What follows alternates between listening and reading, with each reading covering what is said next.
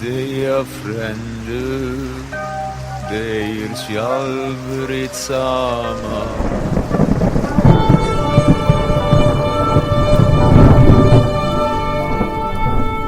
Jewish mysticism has been accumulating for 3,500 years, like a fine-crafted and aged wine. But only now, at the end of days, the end of the 6,000-year Hebrew cycle. The ancients knew many secrets but hid their knowledge in obscure books, so those pretending agendas would lack the secret. However, in our times, when life on planet Earth is culminating, the necessity of revealing this knowledge is magnified. These systematically symmetrical secrets and their interchanging numbers into concepts reveal the story, exemplified in law, while securely tethered to the original text. And now we have a show for you, which explores the mystical ways of the Kabbalah. Join us tonight for an intriguing hour of mysticism, light, and wisdom on the Jewish Mysticism Talk Show with your host, Dovid Krafchow. Hello. This is Jewish mysticism, the mist of the ism. The religion is an ism, but really what stands beyond the religion, what gives religion life, is the invisible, the mist. So, my name is Dovid, and I have come here to help bring this knowledge to the world. And to help me do this, because the way that knowledge comes out is through questions. So let me introduce my co-host here, Kanoah. Hi, my name's Kanoah, and I am not a religious scholar. I do not know much about Judaism, but I do consider myself religious and into esoteric ideas. So I sort of represent your basic person within a small group of people who like to ask questions about anything that comes to their mind and have no preconceived judgments. I'm not anti-Jewish, I'm not, anti-Semitic at all, but I do prefer spirituality over religion, and so my viewpoint will be just trying to dissect from someone who considers themselves a scholar about the situation, what is Judaism? What is Judaism? Good place to begin. So, Judaism is actually, it's a name of the exile. Because before we were Jewish, we were B'nai Yisrael. We were the children of Yisrael. Oh, who was Yisrael? Well, he was third in a lineage begun with Abraham 4,000 years ago, and to his son Yitzchak, and then to Yaakov, who eventually was called Yisrael, and from him came the 12 tribes, who went down to Egypt, and 500 years later came out a people. And these people were B'nai Yisrael. But not until, 1,000 years later, more than 1,000 years later, that after living in the land of Israel and building a temple that stood for 410 years, that Babylon came and destroyed us and took us into exile. And from there we went to Persia. And from Persia we came back to the land of Israel, but we had to deal with the Greeks and then the Romans, and then we were thrown out, and we were known as Jewish. Why Jewish? Because the tribe that came back from Persia was mostly from the tribe of Yehuda. And so everyone became called Yehudim or Yudim or Jewish. And so it's a name of exile that's representing one of the 12 tribes. All right, so it was somebody named Yuda, and what they did that was special was just to be the first in a long line lineage of people who were exiled. Well, they were the other ones, the other 11, the other tribes. Actually, there were the Kohanim and the Levim came back, but there were that's the tribe that took care of the temple. But the other 10 tribes were lost, and so the tradition of the Torah, of the Jewish knowledge, is kept with in the tribe of Yehuda. Everything we know is from the tribe of Yehuda. The other 10 tribes, we don't know where they are. We don't know anything about them. So there could potentially be a vast amount of knowledge that could have sprung forth many different belief systems. We'll say religions, but I know that you don't use the word religion as far as Judaism is concerned. And interestingly enough, I say Judaism, and when I spelt it, I was trying to spell it, and I realized that it was Judah with an A, not an I, and so it's in some ways become mispronounced in itself. That's very true, and see, it comes from the word Yehuda. He was one of the 12 tribes, and Yehuda it's a very interesting name in that it has the 4-letter name of God in it. Oh, okay. Plus the Dalet, and the Dalet has to do with 4. And one of the things about what Yehuda is supposed to do is to bring this knowledge into the world. That's why we were sent out into exile, is to bring this knowledge into the world. And Yehuda comes from the word modeh, which means to admit. And so, and it's an interesting thing that the Jewish people, we come from Abraham, and also the Arab people, they also come from Abraham through Yishmael. And the Arabs, they have their knowledge they call Islam, which means to admit. And ours is Yehuda, which means to submit. That Islam means to submit, and Yehuda means to admit. Okay. So it's kind of a funny thing. But both of us have this tradition from Abraham that we're completely given over and admitting before the Creator. Okay. Well, just to be even more clear, you're saying Yehuda was a man, but also Yehuda is a 4-letter character for God, so Yehuda means God? No, but in the name Yehuda are the 4-letter the 4 letters of God's name. Okay, what is that? It's Yud Hey, Vav Hey, but between the Yud Hey and the Vav Hey is the Dalet, and that's what it makes it Yehu. Between the Vav and the Dalet. Between the Dalet and the Hey, it makes it Yehuda.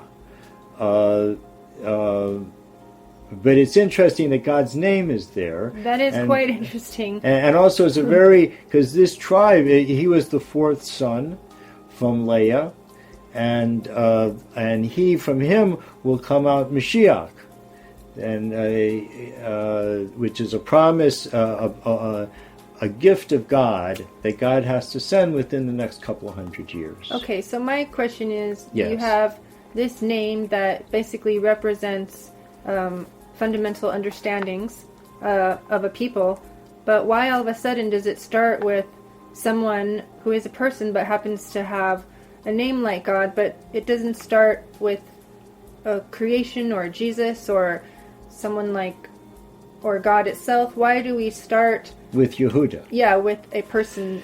Because he was the tribe that returned.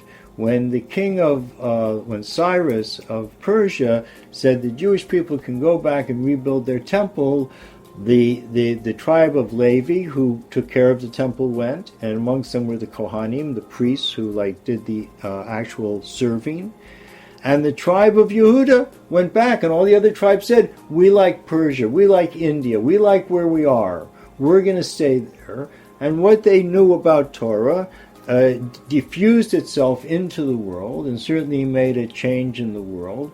But the Jewish tradition, the tradition of Bnei Yisrael became Jewish from the word Yehuda, because Yehuda was the tribe that returned to populate Israel after we returned from Babylon and Persia.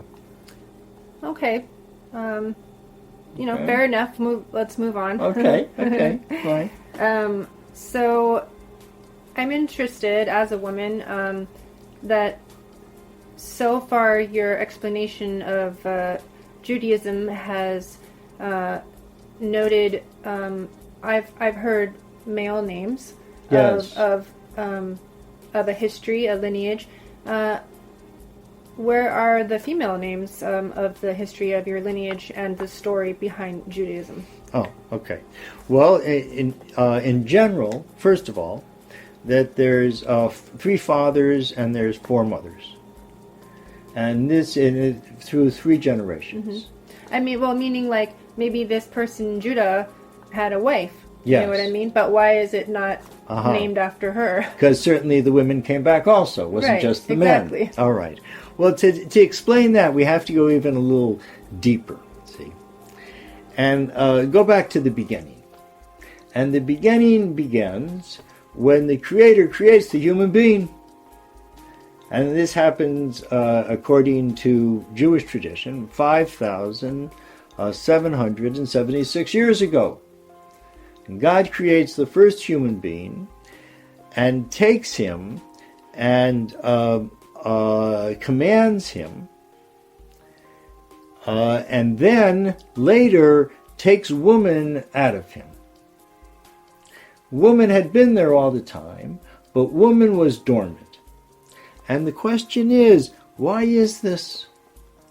Why does God seem to have a preference to the male?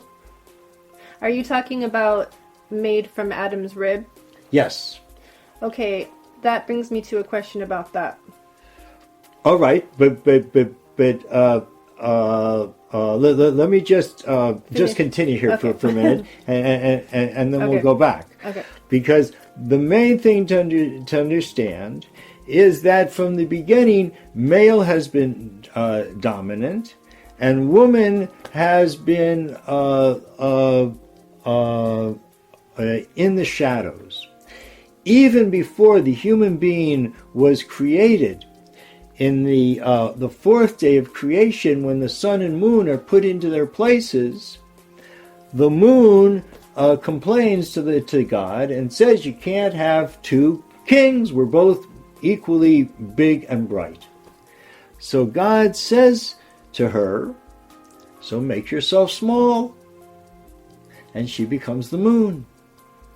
And because she did this, she got all the stars. And you have now the day and night is male and female, and you have this same thing where the male is predominant, is the light, and the female is cast in darkness. So we see there's a general theme in creation that that male is predominant and that female is more underneath. And it doesn't necessarily mean that woman is we see woman is not actually smaller, but one of the ways to understand that is like when you have, oftentimes in relationships, when you have a relationship between a man and a woman, the man tends to be like very forceful and so one of the ways that the woman diffuses that is she makes herself small. She doesn't try to fight with the man and diffuses that energy. So we see that this works in the world. We see it's a kind of a law in the world, and we'd have to ask ourselves why. Well, I see it for sure as a way of thinking and a way of life in our modern culture and for most of our history. But there's a time in our earliest history, before even, all of the religions, that our earliest known history is of real evidence that women were revered, that women were dominant, and that women were, in a sense, the more loud one, shall we say, or the more powerful one. So that kind of, that contradicts this whole idea to me as far as it's always been that way, because it hasn't always been that way. And in fact, a lot of the times within the dynamics of a male-female relationship, the woman is often the one that keeps the relationship together, that has the most like health-minded, logical choices, and is the budgeter. The woman is often the person who, in actuality, has the last say, and because it's men who are, in fact, doing everything for women. Right. So that's absolutely true. Absolutely true. Yeah. But see, look at it like this. It's another way to see it. In the human brain is male and female. The right side, the seeing side, is male. It sees everything. It has all this inspiration. But it gives over the left side, and the left side goes and makes something out of it. Makes thought out of it, makes incremental thinking out of it. These two, they're meant to work together. But we're different. And because of what male energy is and what female energy is, it seems most productive that man is more manifest and woman is less manifest. And it just seems to be, we see that in so many parts of life. It doesn't mean that there weren't times and places where women were predominant, and particularly because we're all male and female. So, but I think that we want to understand what God is trying to say to us through nature. And one of the things that Torah teaches is that that actually woman, female, came before male. It says this is the second creation, and the first one was a female. And there were actually two females, it seems it was between Mars and Earth, that created man. And that was the big deal. We created man. Because female already existed and took a second place in order that man should become full. And what Torah teaches us is there's 6,000 years for man to become complete before we enter into the 1,000 years of woman. So we see this thing of man and woman is very deeply embedded in all aspects of Torah.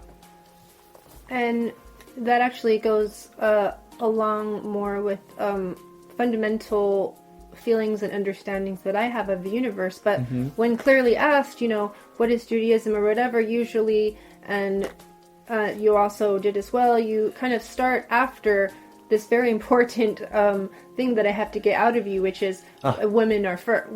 It was women first, not Adam.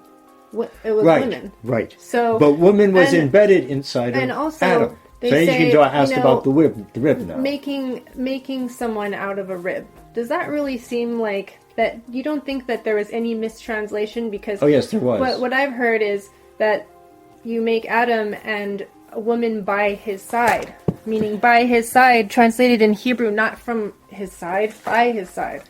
Well, she was certainly to be by his side, but no, side is actually the translation, not rib. That there was a side of man that was woman. Exactly. But this man was, it is a Kabbalistic, this is the real kind of deeper secrets, that he was a fire entity. And woman, how can you see the fire inside the fire? And the fire of this human being was so great that it embarrassed the sun. The sun felt like, well, I'm not so bright. Look at the human being. So this guy was really something, this first human being. And and God purposely did this to make the male predominant and the woman less, and take the woman out.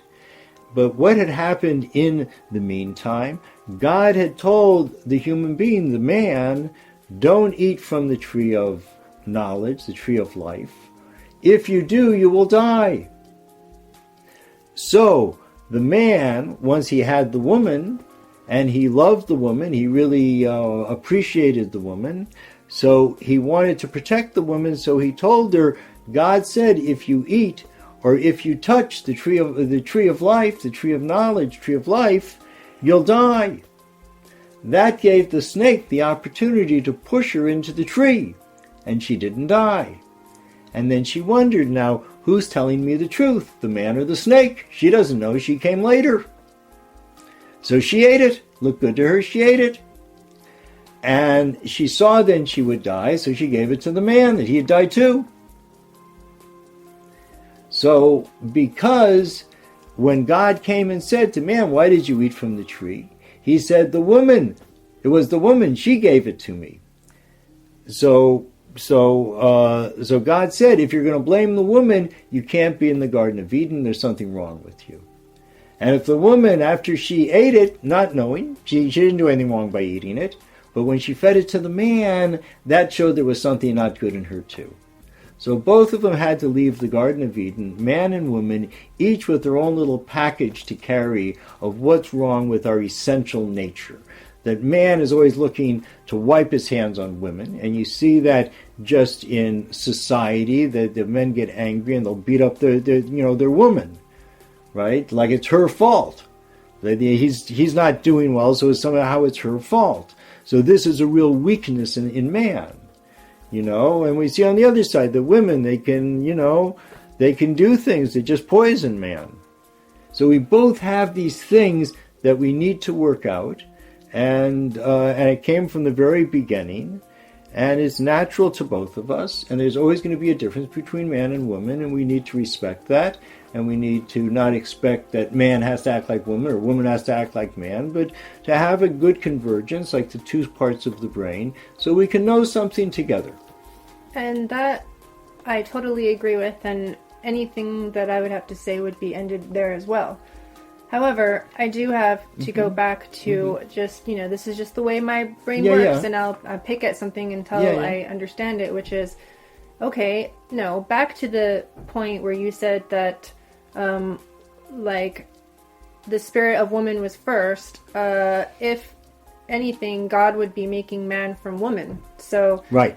That's, that's the different, viewpoint that I get from that origin story. Too, you have the idea of men as far as their natural character being dominant and aggressive. Yeah. I fundamentally believe that this is a misrepresentation of the masculinity, and that masculinity does not mean aggressive nor necessarily dominant in the way that we perceive it today.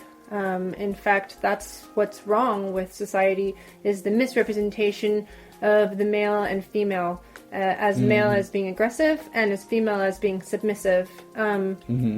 Both should have male and female qualities, and thusly any creation story needs to mention, in my opinion, the feminine names in order for me to take it seriously, because if it only mentions the name of the thing is a man, the name of God is man, the name of all the ancestors in which we follow are men.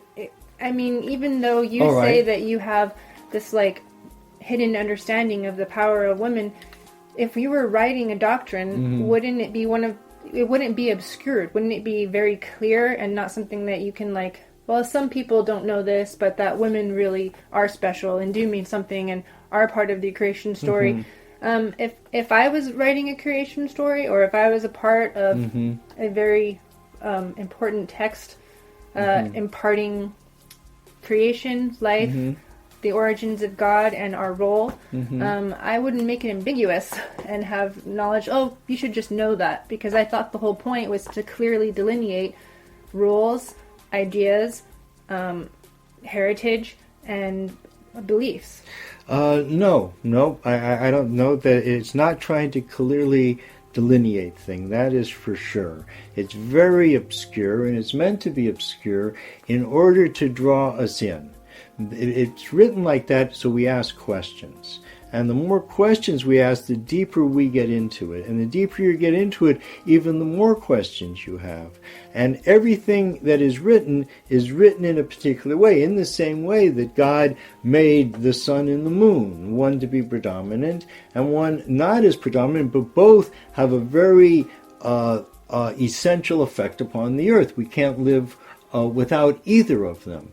And we have to also remember that these 6,000 years are about man becoming complete.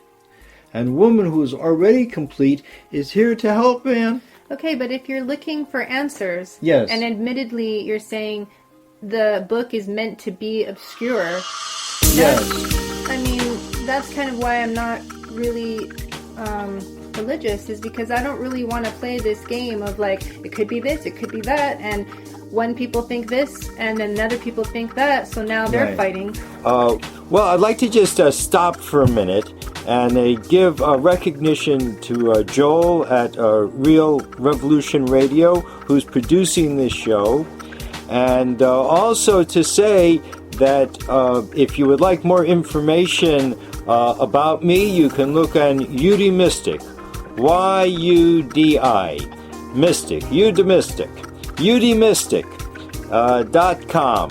And there will be information about my books and about my podcast and about my, I have a workshop online at Udemy. So all is there at udemystic.com, and now we're going to have a little break in the program. And I'll see you in the next segment.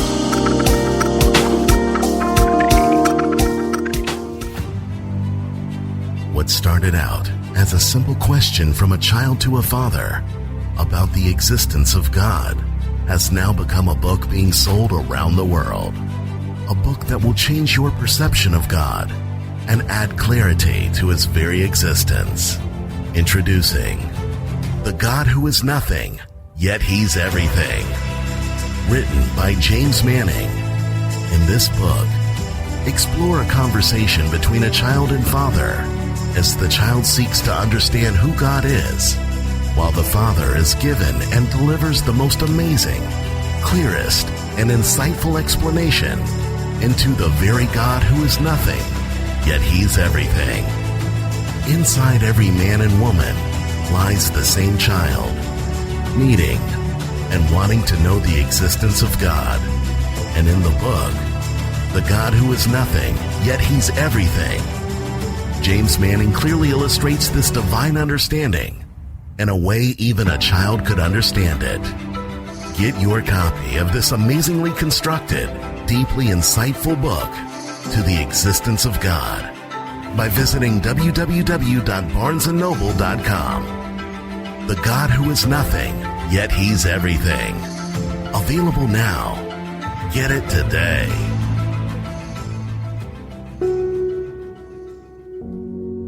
Millions of us are turning to the divine for wisdom, love, and guidance. In addition to exploring our personal relationship with the divine, we are opening up to the exploration of alternative spiritual practices such as meditation, energy healing, mediumship, and most importantly, the world of trance channeling. That brings us today to the work of Barbara Beach, host of her inspiring and heartfelt podcast radio talk show, as she channels the higher frequency energies of Mother Mary. Get ready for an enlightening hour of endearing messages of truth, love, and authenticity with Barbara Beach on her eye-opening radio talk show, Conversations with Mother Mary, a quantum mindfulness radio production only on RealRevolutionRadio.com. And if you too would love to become a podcaster today, or perhaps even an ad sponsor with our network on RealRevolutionRadio.com, please by all means call us toll free at 844-414-REAL. Again, that is toll free, 844-414-REAL 7325. And find out more about how you too can become an inspiration, a wonderful talk show host on our inspiring and growing podcast radio talk show network. Only here on RealRevolutionRadio.com.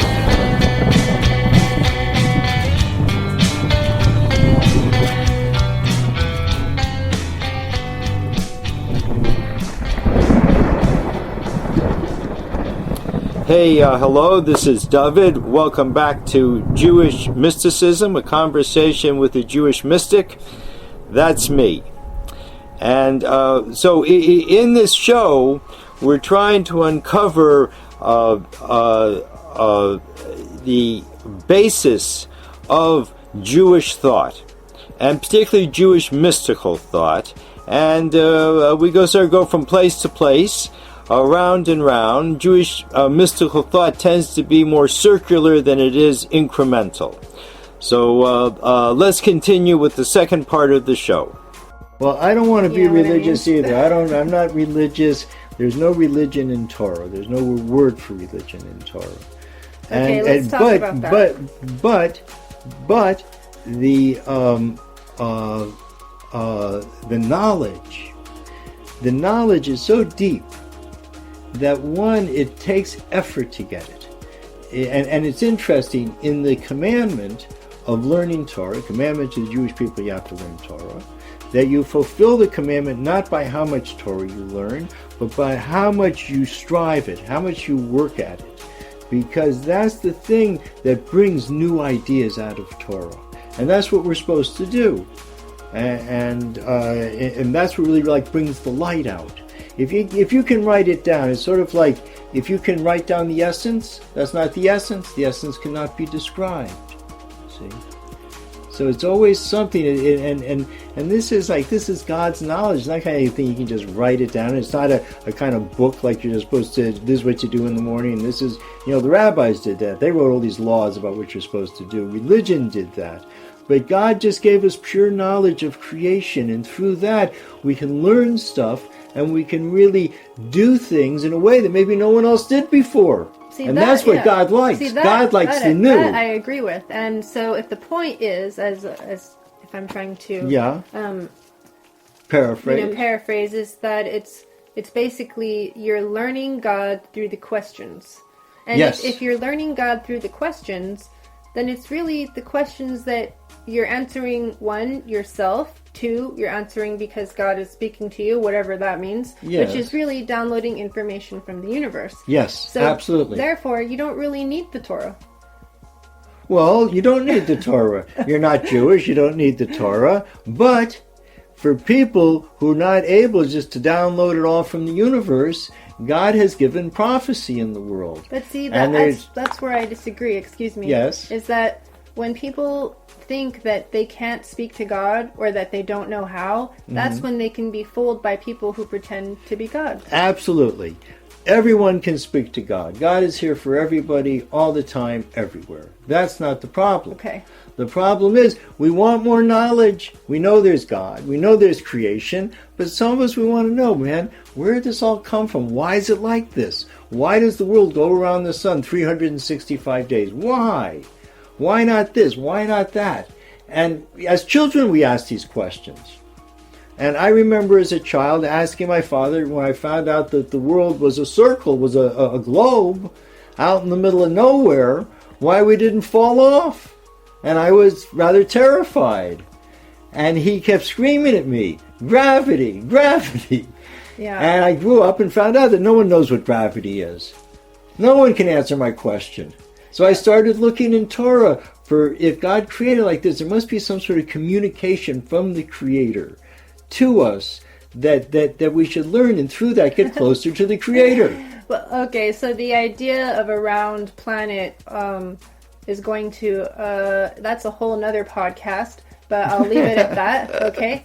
And so here's a theory I'll throw out at you. Some information, I don't know, I've come across somewhere of all the documentaries and, yes. late night ramblings about the nature of life, is basically that the story of Adam and Eve in the Garden of Eden has been grossly mistranslated and has all types of origins that were put together from even different, like the Vedas had the snake or the serpent was actually a good thing if you want to be simplified it, not something that was trying to deceive you, and that the tree of knowledge was a good thing. Why is it bad to have knowledge? One, two, that the tree of knowledge actually represented plant medicine like ayahuasca. All right. Well, the simple thing is, see, they were created on the simple answer. Adam and Eve, Adam and Chava, were created on the 6th day, and the 7th day was Shabbat. And if they'd waited for the 7th day, if they waited 6 hours, right, for the Shabbat, they would have been allowed to eat. They were supposed to eat it, but God wanted to give it to them on the Shabbat, because in the Shabbat was the day God was going to rest. Here, have something to eat, open your eyes, look at this beautiful thing. But it didn't happen like that. And therefore, God said, you couldn't wait 6 hours. Now go spend 6,000 years down there in physicality, picking up all the sparks that broke because you were imperfect.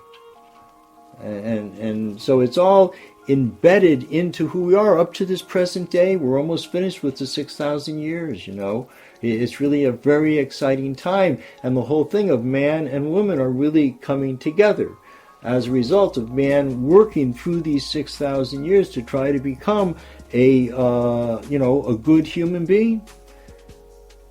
Okay, that actually sounds great. But I don't know how that answered the ayahuasca question. What do you think about that? Yeah. That the tree of life. The tree of life represents ayahuasca, and that also the tree of knowledge represents ayahuasca, and that they were both the same thing, and that what looks like the Torah and Christianity changed the story from something that was a positive thing into something that, one, demonized women, Eve into evil, and two, that demonized serpents and snakes, when in fact most religions, even though this is not considered a religion, I understand, but just for the sake of communicating, that most religion have the serpent and the sun ideology as basically, not negative in nature. Well, the serpent is certainly huge in Torah, and it's also, it has a positive side, that we see that when people were dying, they made this symbol that doctors use with the snake. That comes right out of Torah. You look at this and you get alive. And we see that there are these dual things of the snake. In fact, and it's interesting, it's happened in 1998. There's no letters in Hebrew. So always have to word, there are no numbers in Hebrew, so you just have to use letters. Like if you want to write a 1, you write the Aleph. So in 1998, it wrote out the word Nachash, which meant snake, and which is the same gematria, the same number as Mashiach. So we see that these two opposite things are almost, they're almost like the same coin with opposite sides to it. But the thing with Torah, and the thing that people have to understand about Torah, what makes Torah different than the Vedas, than Christianity, the only thing like the Torah is the Quran. These are two books of prophecy. So even though there are other stories in the world, and it's not to say these stories are wrong, but it's a certain way that how one looks at the story. But what we have in the Torah is this endless pool of knowledge, where it's not to say this is what, simply what is correct, everyone else is wrong, but rather this is how we can go deeper into it. This is how we can see how everything is right, how everything fits in, because this is what God gave to us, and word by word. This is like the, like the equation that will help the human being go beyond what our capabilities are.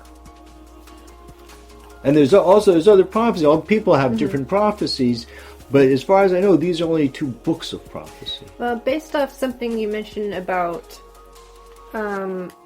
Hebrew characters being numerical, did you say? That's right. That's interesting. More interesting, actually, to me than the story itself. Because if it's numerical, then here is a language that I would, probably spend more time trying to decipher. And so, yes, and people do that. They say that the great scholars 2,000 years ago who wrote this stuff down, they were called Divrei Sofrim because they counted every letter, and they knew the value of every word. And just to throw out some words here, do you know, like I did lean this the subject matter heavily towards the role of women. What is the role of women in Judaism? And so therefore I'm curious to know if you know what the characters of women, or something like Mary. I've heard that in Hebrew text, people would call women in general basically mother, which translated into something similar like to Mary. Ima is mother. Mm-hmm. But I just lost track of things. The symbology of woman itself. Oh, that's what I wanted to say. That's a very interesting thing. Woman, see, is Isha. Isha. Aleph Shin Hey. Man is Ish. Aleph Yud Shin. Two letters that are the same in both are Aleph Shin. Aish, fire. And the Yud and the Hey is what's different. Now the Yud is one letter of God's name, and the Hey is the second letter of God's name, Yah. So it's known that man is the fire of the Yud, which is, we were talking before about that aggressiveness. So that's like kind of that ability to make sperm, like men make sperm all through their life, from looking at things, from, it's like this constant thing. And that's what pushes man.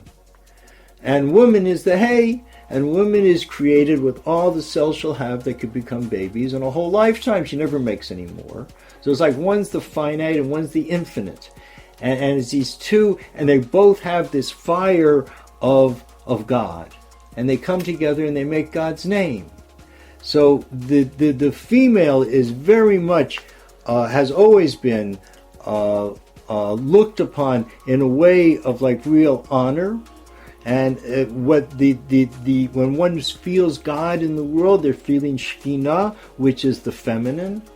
You rarely feel the masculine. We don't want to. It's just too much. But we feel the feminine.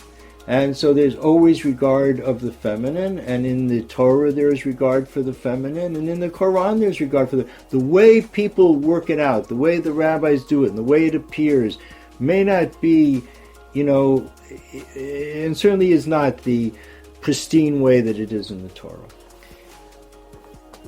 Well, the way you talk about it, I mean, I know that you really get that there is at least a combination of male and female energetic source, if you will. Absolutely. And that's all I'm really craving as far as if it's a text or if it's not written down or just a belief or not a belief, but you download it from the universe or God comes to you in an angel, is that there's some representation of you.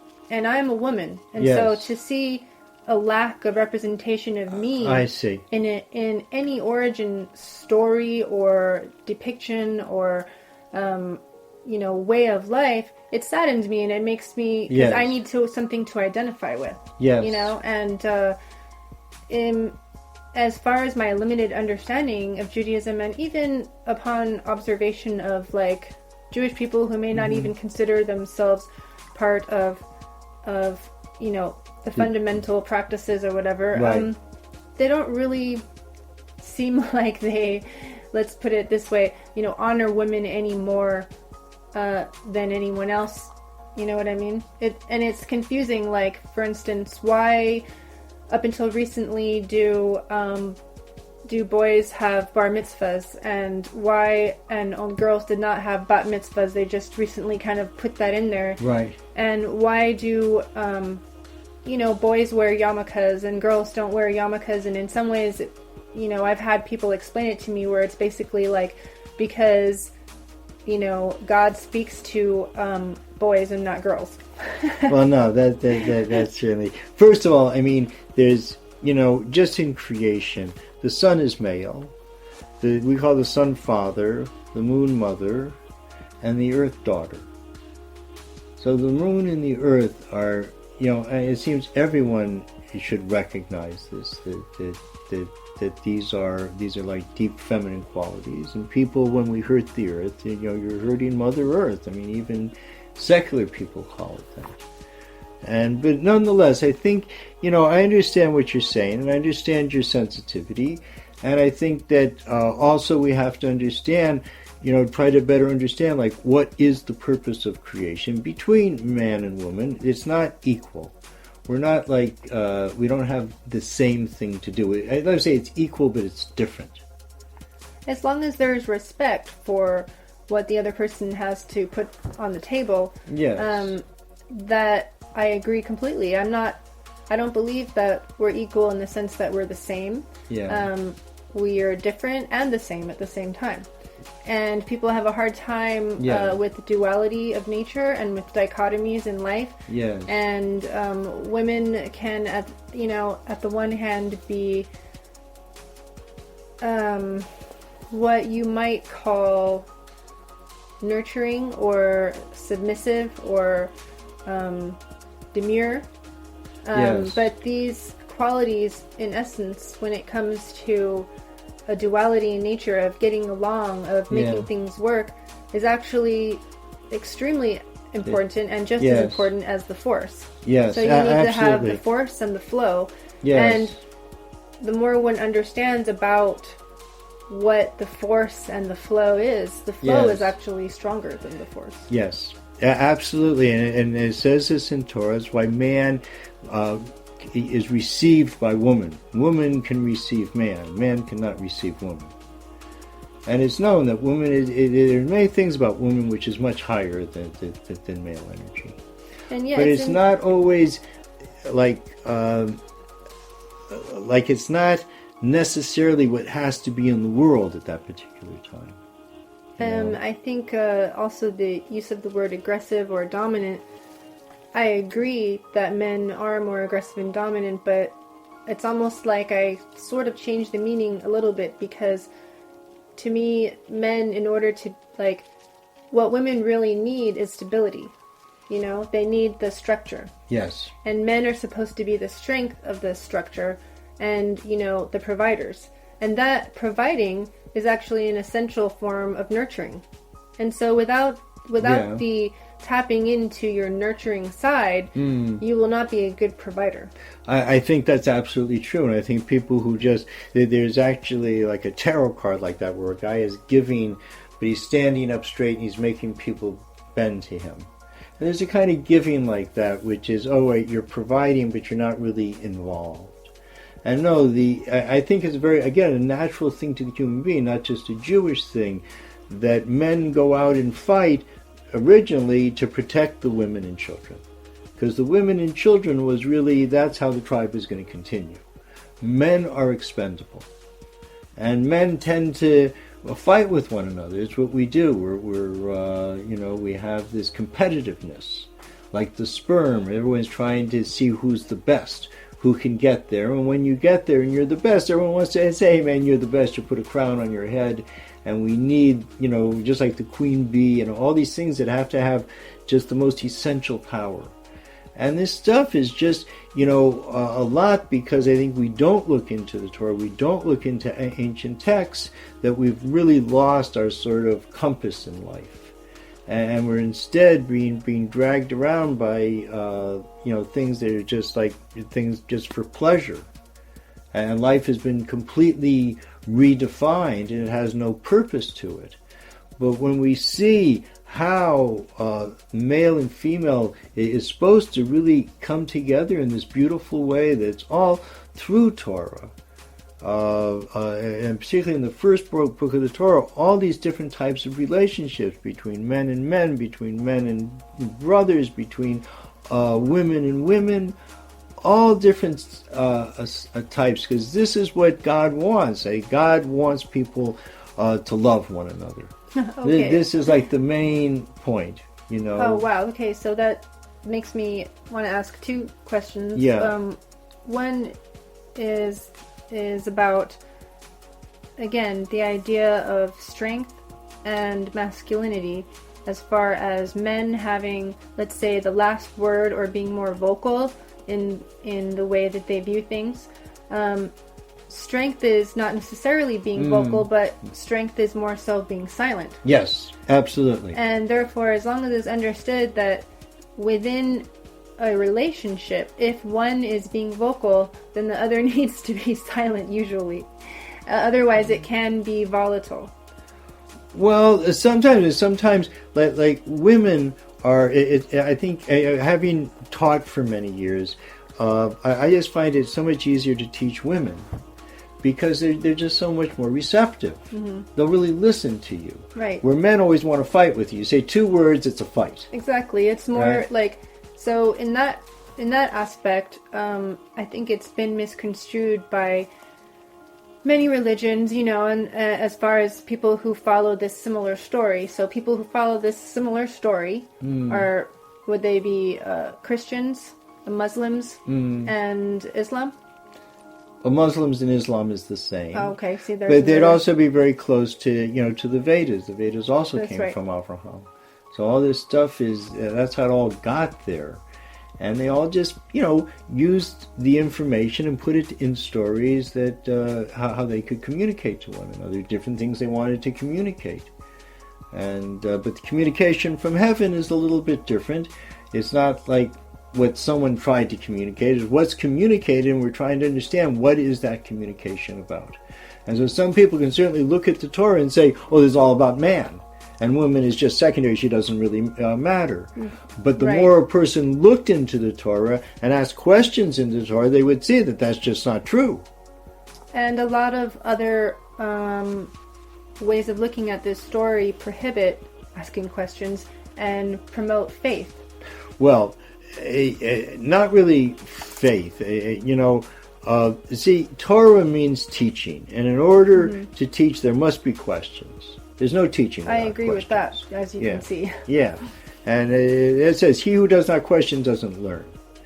Dogma, you don't ask questions to. That's the idea of a testament. A testament is, this is the way it is, just shut up and that's it. Right. Torah is, you ask questions. And I like that. Yeah. So that's what you're supposed to do. And it doesn't matter how high the person is. He says like this, you have a question, you can ask him a question. And if he can't answer the question, just because he's a high person doesn't mean that, he's right. Exactly. Right? That we all Right. have that, and by the Muslims, it's the same thing. You have the Quran, but there's no one who can say this is what the Quran means. Everyone has a right to look into the Quran and try to live their life according to these prophecies that come out of heaven. See? And in the East, they have more like knowledge, and they have the knowledge, a lot of the magic, and a lot of this stuff. And for whatever reason, God wanted it spread out like this, so that all peoples and every kind of knowledge that's appropriate to different peoples can start to open their eyes and see how beautiful creation is and what we're supposed to really be doing in it, and not be lost in the kind of this darkness of it's really secularism. It's just these people who think that creation came out of a big bang and it just happened. I mean, and this is a very big problem in our society, and I think Torah has been greatly denigrated, and the stories laughed at. And none of these stories should be laughed at. These were ancient communications, and they have a lot to say, and particularly about, the relationship of man and woman. And woman is throughout the Torah, but she's not as predominant as man, because again, that this is like the male 6,000 years, but we're going into 1,000 years of woman. And then we would expect that the women names would be predominant, and the male names will not be predominant. And in the end, it doesn't matter as long as we can, adapt and love one another. I think in the end, what we're supposed to learn is there's not a predominant one, and that you have like the name of God has man and woman in it, and the name of knowledge is the creation story has both. And it Yes. seems silly not to have, so they say, so it is in heaven as it is below, and that when you look up into the stars, it's the heavens, but at the same time, you're looking into a version of yourself, because the deeper you go into yourself, even on like a microcosmic level, like it's basically a mini universe. That's right. Absolutely. And it will almost seem like you could easily be a tiny speck within the body of another being, right, who's playing, foosball with its friend, and it's a teenager. Precisely. You know what I so mean? that's why God gave us these prophecies So, we could zero on more in what it is. God tells us exactly how creation came into being. And it was the opposite of a Big Bang, see? And it was a big engraving. But that's really for another time. But all these things help us understand where we are in the universe and why our time here on the earth is so precious. And we shouldn't be using it on, letting people just, just usurp our energy and our knowledge and everything to make a buck. There's so much more to do. Well said. I would say amen, but You can say amen. the more I learn about words, for instance, amen comes from Amen Ra. No, it comes from ani ma'amin. I believe. Now, I have faith. In other words, if someone says something, you say, amen, like, I have faith in what that you say. Faith is a very big thing to both the Muslims and to the Jewish people. That's how we look at our thing. It's not something we believe in. You believe in something that you don't know. Faith is something you know it. This is who I am. This is what I do. And that's to me that it's a very beautiful thing. It's also a thing that in its extreme can cause destruction. As we've seen, and certainly when you make it into religion, then you really got problems. I'm careful about the use the word faith, because it kind of again connotes to me that you've already decided that. This is your bag, baby, if that makes any sense. Like, you've already grouped it up into into this is what you believe, or see, it's not believe. Yeah, but let me put it like this. If I can't use the word Hebrew, belief, right? In Hebrew, faith is amuna, and it comes from the word amun, and an amun is a craftsman. So, what does a craftsman have to do with faith? Because a craftsman, if he does, someone plays the guitar, he's done it so much that he doesn't have to think about it. His knowledge is in his fingers. He has faith that he's going to do just what he needs to do because he's done it so many times. So when someone follows a way in life and they do it so repetitively and so much, this is their faith. This is what they do. It's become part of them. Okay. Fair enough. I still don't use the word faith for myself, All just right. understanding. I understand.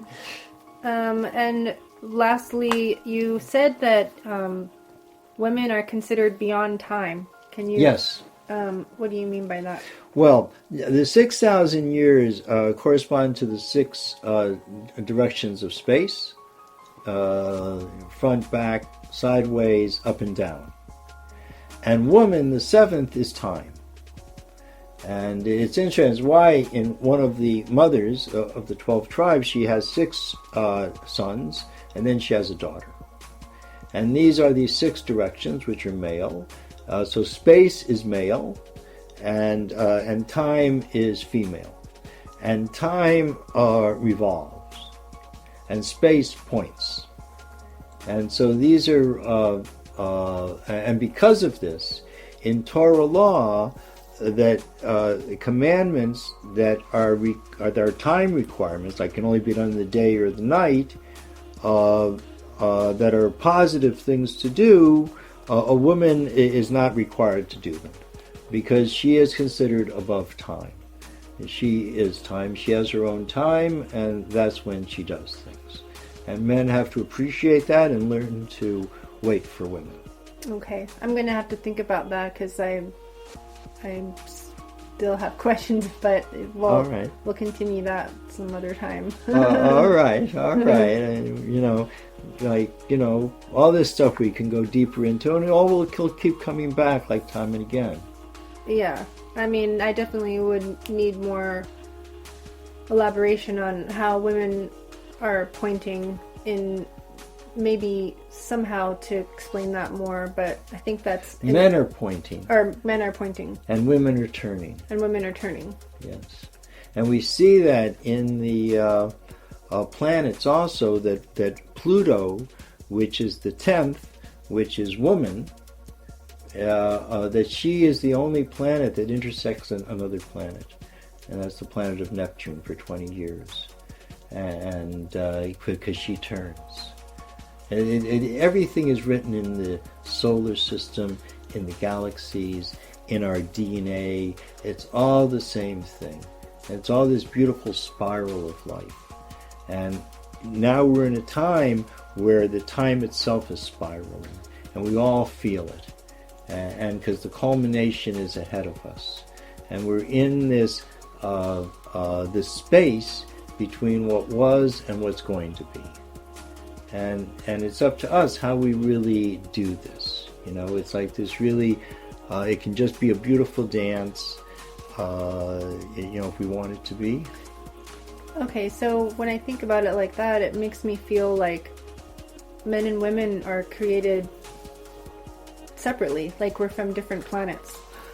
Someone wrote such a thing, but we are completely different. It says that in the Talmud. Mm-hmm. It's considered we're different species. Exactly. And I think that we need to give each other that kind of space to be who we are. I think it's really unfair. You know, I just, someone took me, I was with this woman, she had to go into this one of these women's shops, and I saw the stuff that women have to get to make themselves up so they can go into the world and be on par with men. I mean, it's not a fair thing at all. I mean, you know, men basically have to shave, you know, and, you know, put on some cologne or something, you know. And women have to go through this whole thing, I mean, because we're different species. And we can't judge each other, you know, according to ourselves, you know. Well, I feel like there's a whole story about women from our perspective as far as being a different species that's not been told. Well, the interesting thing is, and all these things, like we learn from the Torah, because it's significant in the Torah, that there were 3 fathers and 3 generations, and each generation taught the next generation. Abraham taught Yitzchak, even taught Yaakov. It was, you know, all 3. But the mothers all died before the next mother would come. And each one was able to fill the one of the place before.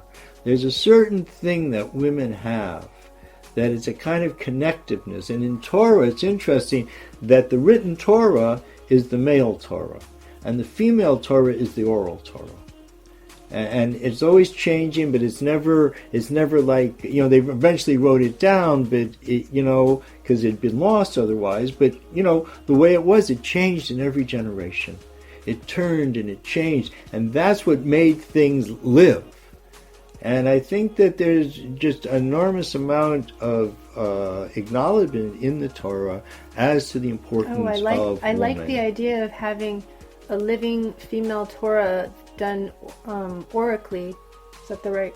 Or orally. Orally. This not was considered not an oracle. Right. Okay. But this is considered like the feminine Torah. So that would represent up until now, because one thing I find lacking is that these stories are about people we've never met, that could have happened, that we don't know, that have, like, any story changes through time, especially through translation, no matter what. Yeah. So what I am wanting to see is a living Bible or Torah, if you will, now, of people living now, of prophets who are alive now, of people who do miracles now, and the idea that it's only existed for a span of time, as far as people who are basically translating or transmuting God energy existed at only one period of time, in which we all keep on having to go back and try to relive what we think they might have done or might not have done.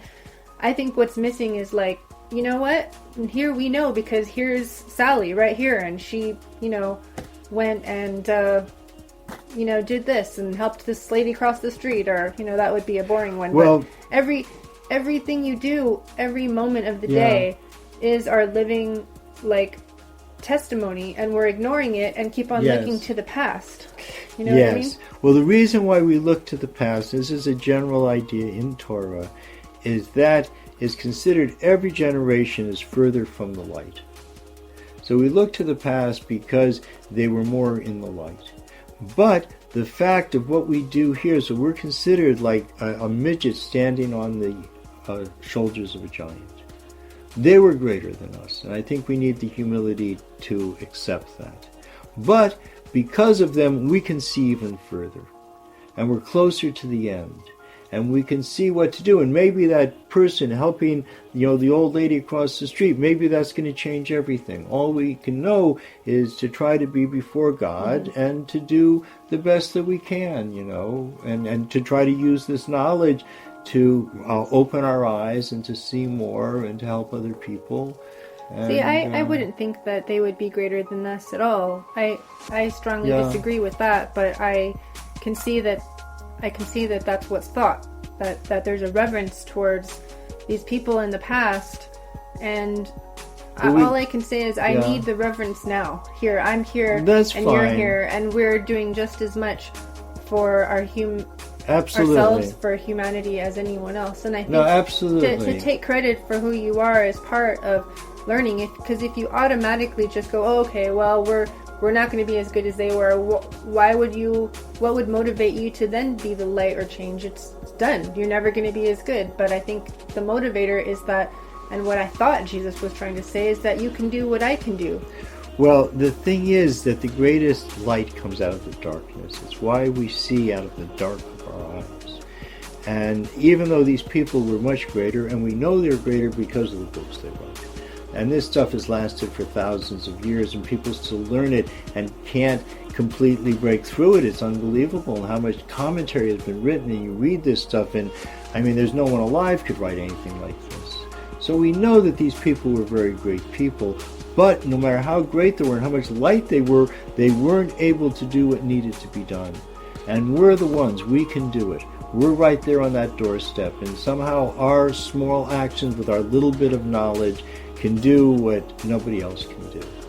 And we'll just have to, this is what was dealt to us. It says people who lived in this time, it's not a good time to live in, but if you live then, it's interesting. Interesting. So our time's a very interesting time, and the fact that this could happen, just right here, me, someone who spent many years studying this stuff, and you're someone who is interested in stuff, and to make a podcast that can go out to the world and people can hear this. For me to be here asking you questions, many people throughout history have died for the perceptions that it might have caused. Right. For me being a single woman, woman in general. Yeah. For us being alone in my apartment. Yes. For you being a person of knowledge that would even talk to me face to face. Yes. For me to even ask these questions. Yes. So I think it's important to acknowledge that we are warriors of truth. Yes, and absolutely. This is the end. To me, these are the end days. Yes, absolutely. And that we need to make a choice and of what we stand for. Do you stand for truth and love, or do you stand for lies and evil? Period. Amen, man. This has been Jewish mysticism. Okay. This is the Mysticism. Thank you so much. That was really wonderful. Thank you, Kanoah. You're welcome. Yes, and I'm sorry for maybe some mistakes or Nothing to be sorry about. You did wonderful. Okay. Thank you, dear. Well, it looks like our time is coming to the end. Again, I'd like to thank Real Revolution Radio for producing this broadcast. And my information, udimystic.com, YUDImystic.com. And I really appreciate people listening to the show and sharing the knowledge. That's what it's all about. All right, thank you very much. Bye.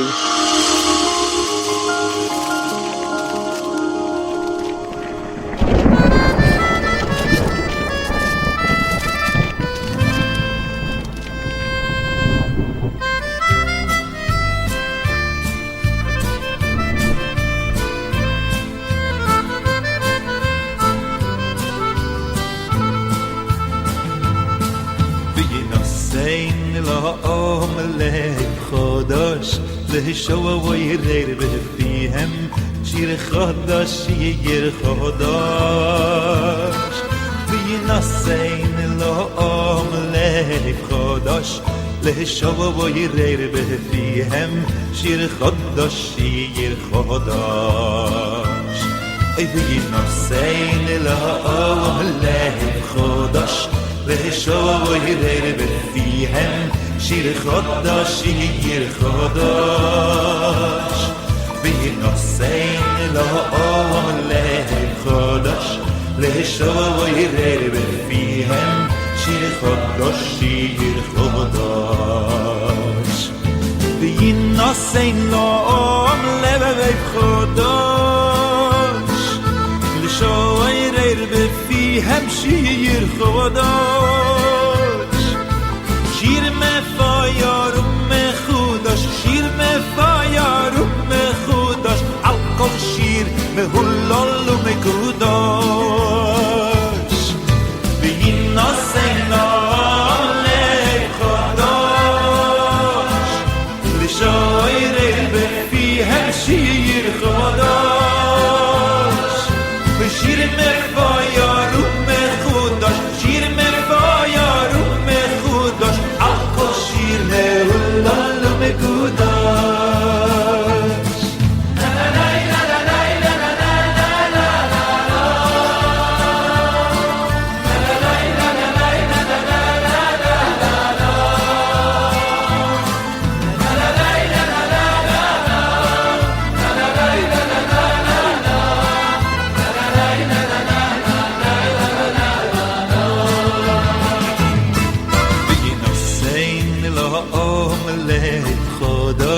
לשוב וירר בפיהם שיר חדש שיר חדש וינוסיין לעולם לב חדש לשוב וירר בפיהם שיר חדש שיר חדש אוי וינוסיין לעולם לב חדש לשוב וירר בפיהם שיר חדש שיר חדש אוי וינוסיין לעולם לב חדש לשוב וירר בפיהם שיר חדש שיר חדש אוי וינוסיין לעולם לב חדש לשוב וירר בפיהם שיר חדש שיר מפאר ומחודש שיר מפאר ומחודש על כל שיר מהולל ומקודש אוי וינוסיין לעולם לב חדש לשוב וירר בפיהם שיר חדש שיר מפאר ומחודש שיר מפאר ומחודש על כל שיר מהולל ומקודש